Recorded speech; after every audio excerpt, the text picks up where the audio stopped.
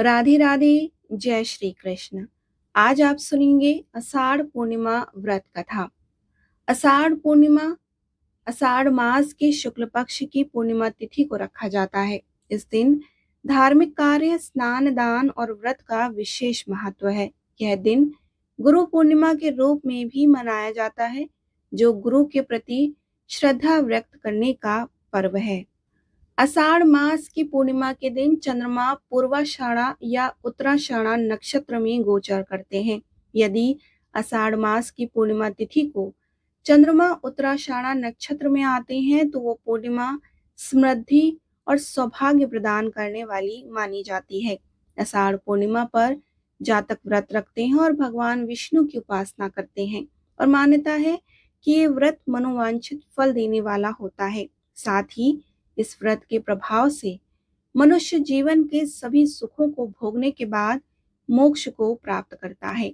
आषाढ़ पूर्णिमा के दिन गुरु पूर्णिमा के रूप में भी मनाया जाता है। इस दिन लोग अपने गुरु का आशीर्वाद लेते हैं और उनके मार्गदर्शन के लिए कृतज्ञता प्रकट करते हैं। और ये दिन बौद्ध संस्कृति के लिए भी विशेष है। माना जाता है कि गौतम बुद्ध ने बोध गया में ज्ञान प्राप्त करने के बाद अपना पहला उपदेश सारनाथ में आषाढ़ पूर्णिमा के दिन ही दिया था। जो लोग पूरे विधि विधान के साथ पूर्णिमा का व्रत करते हैं और पूर्णिमा के दिन चंद्रमा को अर्घ देते हैं, उन पर भगवान विष्णु और माता लक्ष्मी की विशेष कृपा होती है।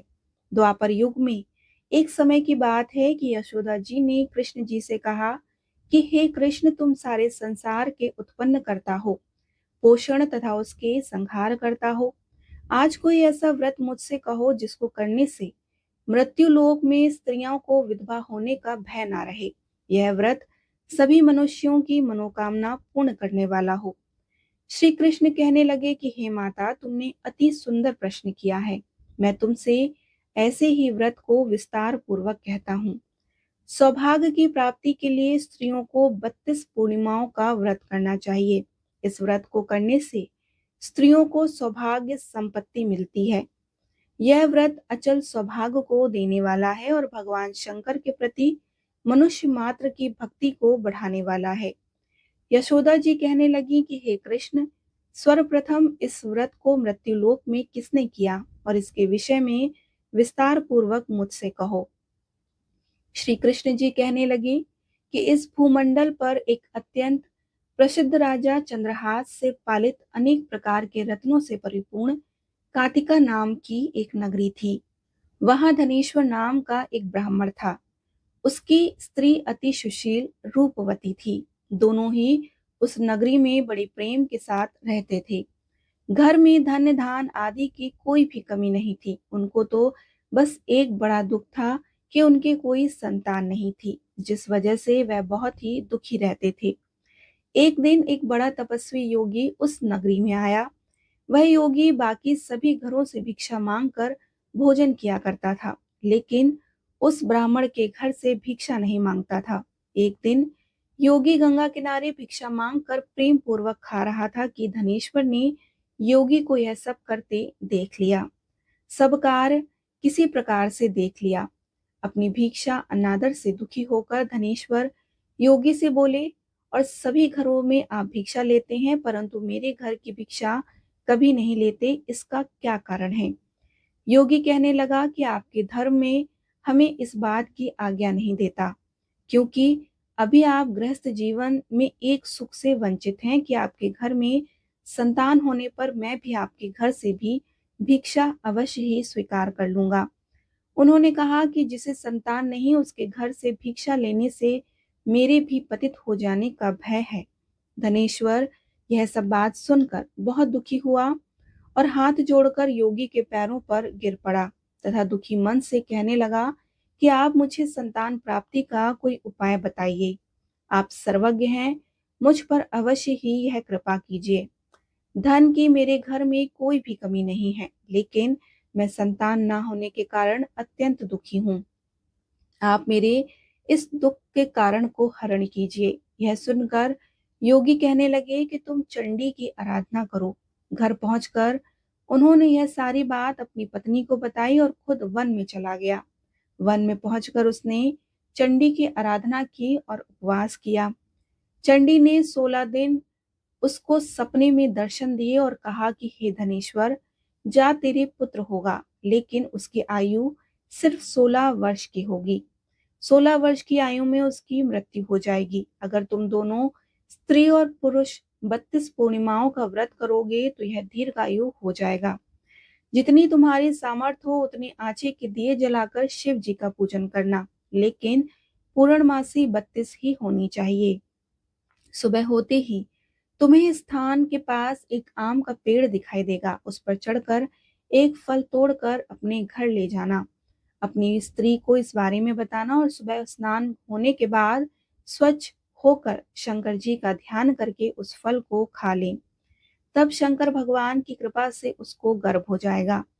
जब ब्राह्मण सुबह उठा तो उसे उस स्थान पर एक आम का पेड़ दिखाई दिया और वह उससे फल तोड़ने के लिए चढ़ा, लेकिन वह पेड़ पर चढ़ नहीं पा रहा था। यह देखकर उसे बड़ी चिंता हुई। उसने भगवान गणेश की उपासना की और कहा कि हे दयानिधि, अपने भक्तों के विघ्नों का नाश करके उनके मंगल कार्य को करने वाले, दुष्ट का नाश करने वाले, रिद्धि सिद्धि देने वाले, आप मुझे इतना बल दें कि मैं अपनी मनोकामना को पूर्ण कर सकूं। इसके बाद वह पेड़ से फल तोड़कर अपनी पत्नी के पास पहुंचा। उसकी पत्नी ने अपने पति के कहे अनुसार इस फल को खा लिया और वह गर्भवती हो गई। देवी की कृपा से उसे बहुत सुंदर पुत्र की प्राप्ति हुई। उसका नाम उन्होंने देवीदास रखा। माता पिता के हर्ष और शोक के साथ वह बालक बढ़ने लगा। भगवान की कृपा से बालक बहुत सुंदर था, सुशील और पढ़ाई लिखाई में बहुत निपुण था। दुर्गा जी के कथानुसार उसकी माता ने 32 पूर्णमासी का व्रत रखा। जैसे ही 16वां वर्ग लगा, दोनों पति पत्नी बहुत ही दुखी हुए, कहीं उनके पुत्र की मृत्यु ना हो जाए। उन्होंने सोचा कि अगर उनके सामने यह सब हुआ तो वे कैसे देख पाएंगे। तभी उन्होंने देवीदास के मामा को बुलाया और 1 वर्ष के लिए देवीदास को काशी में पढ़ने के लिए भेज दिया। 1 वर्ष के बाद उसे वापस लेकर आ जाना। देवीदास अपने मामा के साथ एक घोड़े पर सवार होकर चल दिया। उसके मामा को यह बात पता नहीं थी और दोनों पति पत्नी से 32 पूर्णमासी का व्रत पूरा किया।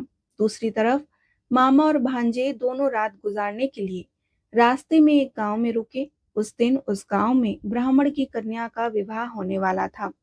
जिस धर्मस्थल पर वर और बारात के बाकी लोग रुके हुए थे, उसी धर्मशाला में देवीदास और उसका मामा ठहर गए। उधर कन्या को तेल आदि चढ़ने के बाद जब लग्न का समय आया तो वर की तबीयत खराब हो गई। वर के पिता ने अपने परिवार वालों से विचार विमर्श करके कहा कि यह देवीदास मेरे पुत्र के जैसा ही है, मैं इसके साथ लग्न करा दूं और बाद में बाकी सारे काम मेरे बेटे के साथ पूरे हो जाएंगे। ऐसा कहने के बाद वर के पिता देवीदास को मांगने के लिए उसके मामा के पास गए और उन्हें सारी बात बताई। मामा ने कहा कि कन्यादान में जो कुछ मिलेगा वह हमें दे दिया जाए। वर के पिता ने बात स्वीकार कर ली और उसके बाद देवीदास का विवाह कन्या के साथ संपन्न हो गया। इसके बाद वह अपनी पत्नी के साथ भोजन न कर सका और मन में विचार करने लगा कि ना जाने यह किसकी पत्नी होगी। यह सोचकर उसकी आंखों में आंसू आ गए। तब वधू ने पूछा कि क्या बात है, आप उदास क्यों हैं? तब उसने सारी बातें अपनी पत्नी को बता दी। तब कन्या कहने लगी कि यह ब्रह्म विवाद के विपरीत है, आप ही मेरे पति हैं, मैं आपकी ही पत्नी रहूंगी, किसी अन्य की कभी नहीं। तब देवीदास ने कहा कि ऐसा मत कहिए, क्योंकि मेरी आयु अभी बहुत कम है, मेरी बात आपका क्या होगा। लेकिन उसकी पत्नी नहीं मानी और बोली कि स्वामी आप भोजन कीजिए।